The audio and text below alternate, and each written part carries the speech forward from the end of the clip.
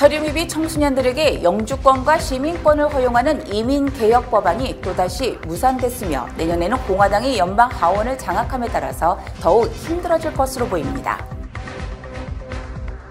뉴욕시가 저소득층 서류미비 아동들에게도 차일드케어 보조금을 지원하기로 했습니다.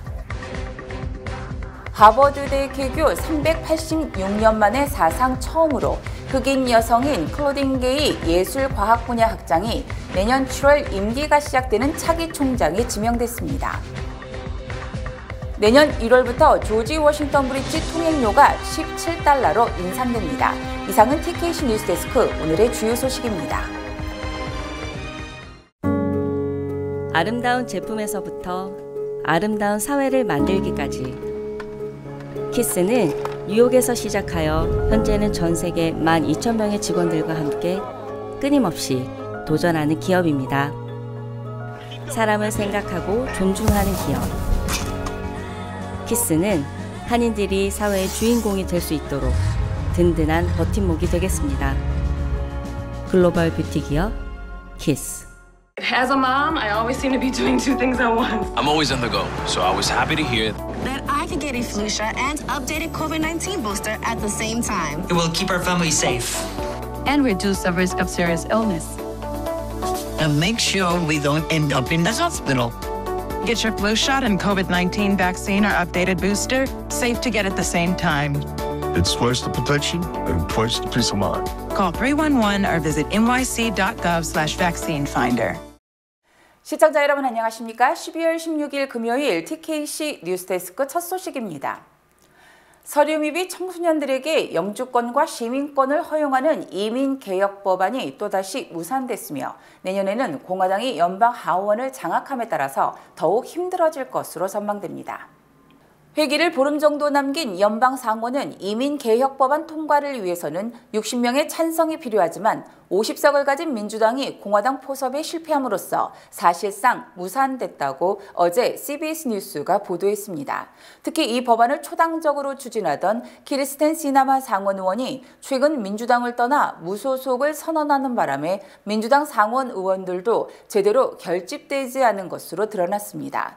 또 톰 틸러스 공화당 소속 상원 의원은 이 법안을 지지, 공화당 의원을 대상으로 찬성파 규합에 나섰지만 지지를 얻지 못하면서 스스로 포기한 것으로 알려졌습니다. 이 법안을 추진하던 민주당 일부 상원 의원들은 크리스마스까지 약 열흘 정도 남은 현 회기 내에 논란이 많은 이민개혁 법안을 통과시키는 것은 사실상 불가능하다고 판단하는 것으로 전해졌습니다. 200만 명의 서류미비 청소년들에게 합법 신분을 부여하는 이민개혁 법안은 내년에는 연방 하원이 민주당에서 공화당으로 넘어가고 공화당의 결사 저지를 공언했기 때문에 사실상 좌절된 것으로 풀이됩니다. 뉴욕시가 저소득층 서류미비 아동들에게도 차일드케어 보조금을 지원하기로 했습니다. 지난 14일 에릭 아담스 뉴욕시장은 2023년 1월부터 시행할 예정인 프로미스 NIC 프로그램을 통해 현재 연방정부 보조금을 받지 못하는 서류미비 아동에 대한 차일드 케어를 지원하겠다고 밝혔습니다. NIC 프로그램은 총 $1,000만 규모로 뉴욕시가 시전역 커뮤니티 기반 비영리단체 4곳과 협력해 내년 1월부터 6개월간 600명의 서류미비 아동들에게 차일드 케어 보조금을 지원하는 프로그램입니다. 퀸즈 지역 단체로는 중국계 미국인 계획위원회가 선정됐습니다. 지원 자격은 일반 차일드 케어 보조금 지원 가정과 동일하게 생후 6주에서 13살 아동이 있는 서류미비자 가정 중 연소득이 연방 빈곤율 300% 미만인 가정입니다. 당초 연방자금으로 지원되는 뉴욕시 차일드 케어 보조금은 시민권자, 영주권자 또는 합법 체류자에 한해 제공됐었지만 이번 프로그램을 통해 서류미비 가정에도 지원을 하게 된 것입니다. 아직 프로미스 NIC 프로그램 신청 방법 등은 정확하게 나오지 않았으며 세부 사항은 프로그램 시행을 주관할 비영리 단체들이 추후 공개할 것으로 보입니다. 하버드대 개교 386년 만에 사상 처음으로 흑인 여성인 클로딘 게이 예술과학 분야 학장이 내년 7월 임기가 시작되는 차기 총장에 지명됐습니다. 하버드대가 어제 IT계 미국인인 클로딘 게이 하버드대 예술과학 분야 학장이 내년 7월 임기가 시작되는 제30대 총장으로 선출됐다고 발표했습니다. 하버드대에서 흑인 총장이 탄생하는 건 386년 만에 처음이며 게이 학장은 누류 파우스트 전 총장에 이어서 하버드대 사상 두 번째 여성 총장이 됩니다. 뉴욕타임즈에 따르면 대부분이 게이 학장이 소수자를 대표하고 다양성을 이끄는 면에서 총장 임무를 이상적으로 수행할 수 있다고 여긴다며 총장 임명을 지지한 것으로 드러났습니다. 1970년 뉴욕의 IT 이민자 가정에서 태어난 게이 학장은 1992년 스탠퍼드대 경제학과를 졸업한 후 1998년 하버드대에서 박사학위를 받았습니다. 이후 2000년 스탠퍼드대 정치학과에서 교편을 처음 잡았고 2006년 하버드대로 자리를 옮겨 2015년 7월에는 하버드대 사회과학 분야 학장직에 올랐으며 2018년 하버드대 최대 규모 학부 예술과학 분야 학장으로 임명됐습니다. 이번 게이 학장의 총장 임명으로 북동부 지역에 있는 아이비리그 8개 사립대 총장은 여성이 5명으로 늘었다고 가디언은 전했습니다. 내년 1월부터 조지 워싱턴 브리지 통행료가 $17로 $1 인상됩니다. 뉴욕 뉴저지 포트 오소리티는 어제 이사회를 열고 조지 워싱턴 브리지와 링컨 터널, 홀랜드 터널, 고달스 브리지, 베이온 브리지 등 뉴욕과 뉴저지를 연결하는 교량과 터널의 통행료 $1 인상 등을 포함하는 $83억 예산안을 승인했습니다. 이에 따라 내년 1월 8일부터 이들 교량과 터널의 통행료는 현재 $16에서 $17로 오르며 이지 패스는 혼잡 시간대 13.75달러에서 14.75달러로 비혼잡 시간대 11.75달러에서 12.75달러로 각각 인상됩니다.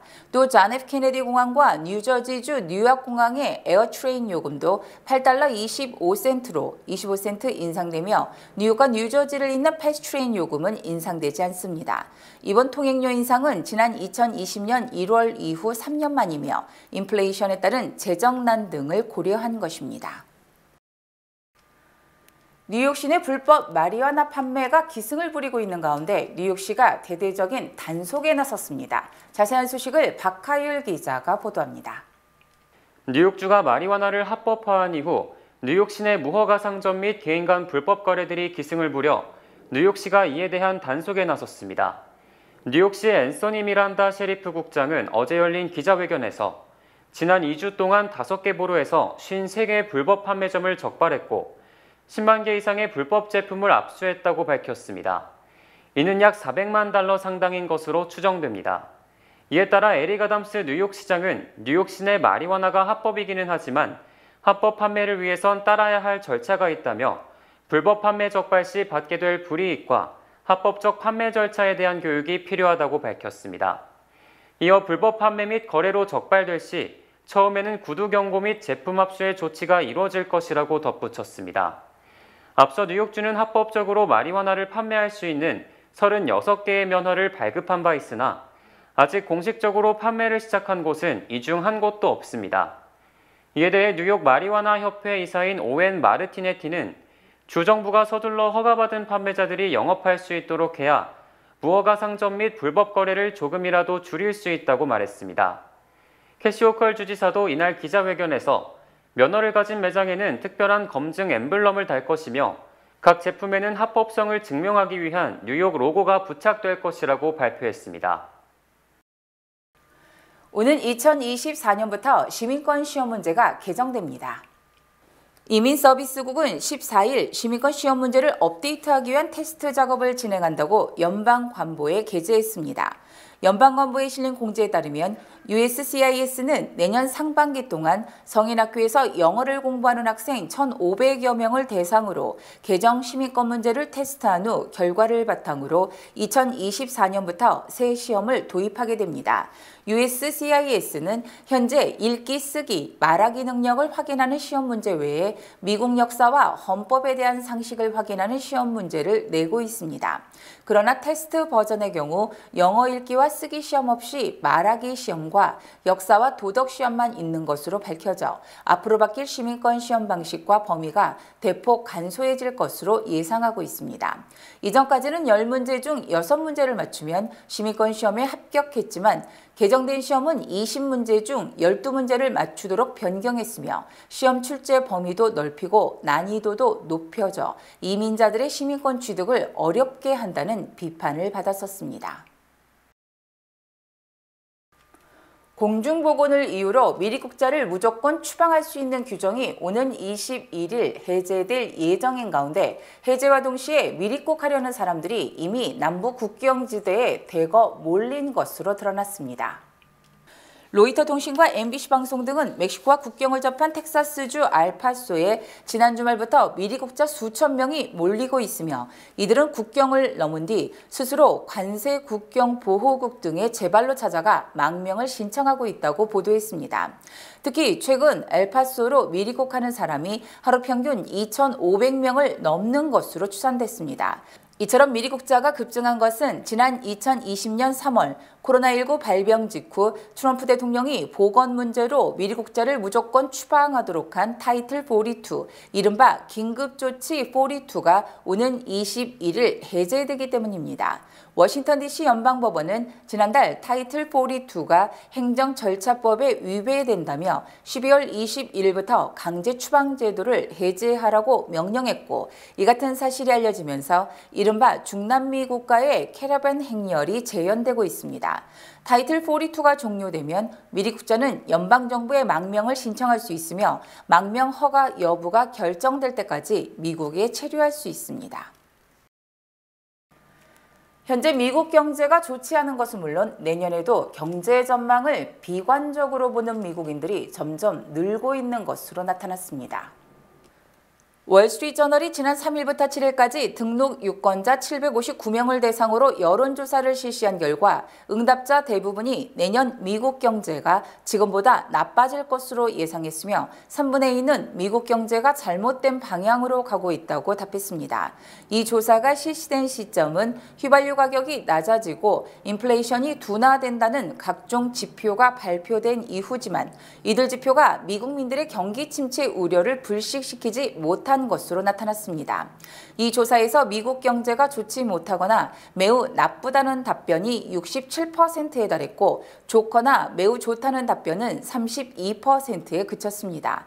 미국 경제가 좋지 못하거나 나쁘다는 답변은 지난해 11월 조사에서는 59%에 그쳤고 당시 좋거나 매우 좋다는 답변이 39%에 달한 것을 감안하면 약 1년 만에 평가가 크게 악화된 것입니다.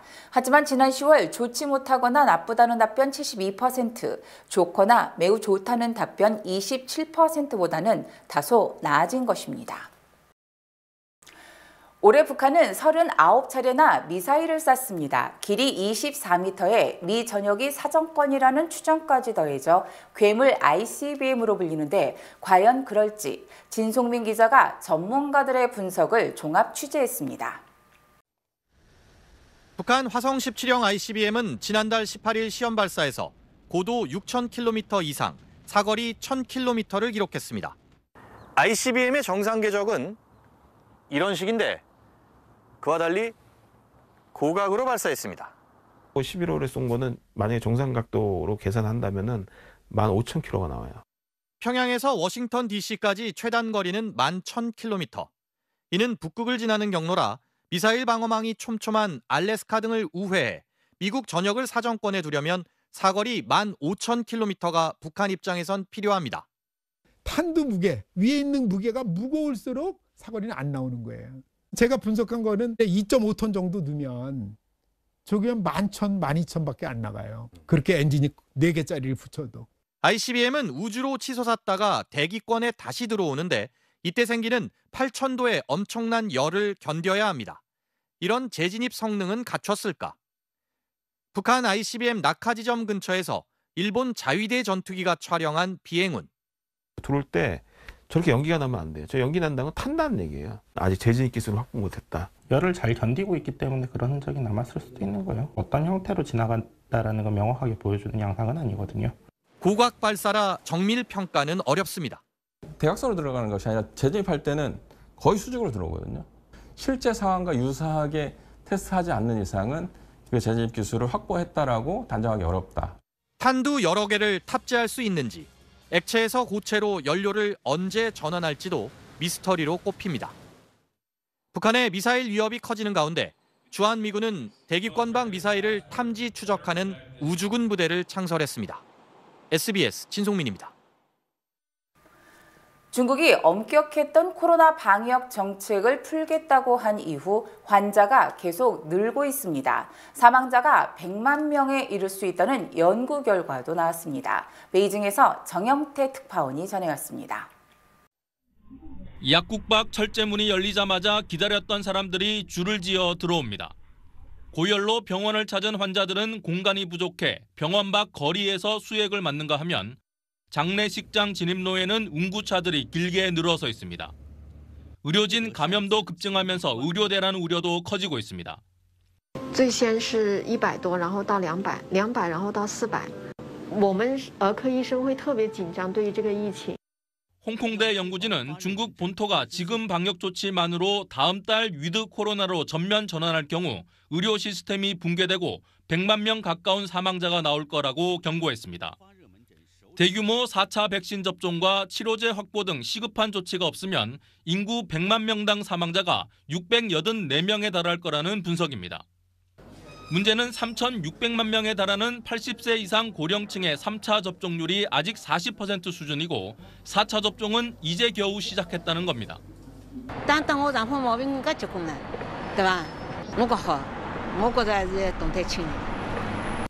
중국 전역에서 의약품 사재기가 계속되는 가운데 한국 교민들 중에도 확진자가 급증해 의약품 확보에 비상이 걸렸습니다. 한인회가 나서 자가진단 키트를 나눠주기 시작했고 해열제를 비롯한 상비약 배포도 추진하고 있습니다. 같은 경우에도 많이 밀린 상태고 약도 지금 구하기가 많이 힘들거든요. 이렇게라도 구할 수 있어서 좋은 것 같습니다. 단기간 내 대규모 감염이 새 바이러스 변이를 유발할 수 있다는 전망도 나와 우려는 더 커지고 있습니다. 베이징에서 SBS 정영태입니다. 주요 단신 전해드립니다. 유엔이 어제 북한의 조직적이고 광범위한 인권 침해를 규탄하는 내용의 북한 인권 결의안을 18년 연속 채택했습니다. 연방상원이 어제 주한미군 2만 8천 명 유지 등과 국방예산 8,580억 달러 등을 골자로 한 2023 회계연도 국방수권 법안을 가결했습니다. 약 60년 전에 발생한 존 F 케네디 대통령 암살 사건과 관련한 정부 보관문서 약 13,000건이 어제 추가로 공개돼 음모론을 잠재울 수 있을지 주목됩니다. 투자의 달인 워렌 버핏이 투자한 석유업체 세브론, 옥시텐탈 석유, 코카콜라, 크래프트 하인스 등의 주가가 오름에 따라 올해 뉴욕 증시 폭락장 속에서도 상당한 수익을 올릴 것으로 전망됐습니다. 트위터가 일론 머스크의 비판적인 기사를 썼던 뉴욕타임즈, 워싱턴 포스트, CNN 등 유력 매체 기자들의 계정을 무더기로 정지시켜 언론 탄압 논란이 일고 있습니다. 레티샤 제임스 뉴욕주 검찰총장이 성추행 의혹이 제기된 자신의 비서실장에 대해 미온적으로 대처, 비판이 고조되고 있는 가운데 제임스 검찰총장이 부하 직원의 성추행을 은폐한 혐의로 피소됐습니다. 뉴욕 택시 리무진 위원회는 오는 19일부터 택시 기본요금을 2.5달러에서 3달러로 50센트씩 인상하는 등 택시요금 23% 인상을 단행합니다. 세계적인 카지노 재벌 스티브 위니, 뉴욕 맨하탄 센트럴파크 사우스의 리츠칼튼 콘도 펜트하우스를 9천만 달러에 팔겠다며 부동산 시장에 내놨습니다. 이상으로 12월 16일 금요일 TKC 뉴스데스크를 마칩니다. 시청해주신 여러분 고맙습니다.